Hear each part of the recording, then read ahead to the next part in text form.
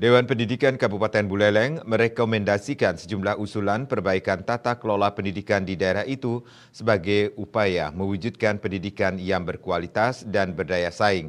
Rekomendasi disampaikan kepada pemerintah daerah sesuai dengan hasil evaluasi penelaahan isu dan pemantauan perkembangan informasi di masyarakat dan media sosial dan media massa.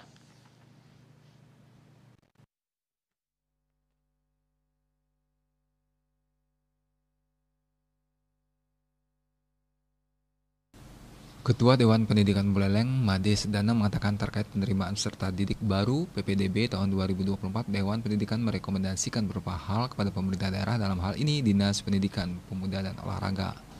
Secara detail dan konsekuen, mendominasi Surat Edaran KPK RI nomor 7 tahun 2024 terkait pencegahan korupsi dan pengendalian gratifikasi dalam penerimaan PPDB. Selanjutnya, pemerintah daerah diharapkan memastikan proses PPDB mematuhi regulasi terutama terkait zonasi, memastikan satu rombongan belajar pada setiap sekolah SD paling banyak berisikan 28 siswa dan SMP paling banyak 32 orang siswa sebagai upaya menjaga kualitas pembelajaran di sekolah. Selain itu, pemerintah daerah agar memperhatikan keberadaan lembaga pendidikan swasta dalam proses PPDB tahun ini.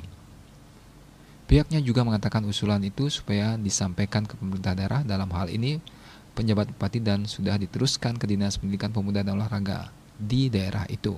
Nyoman Yuda, Bali Pos.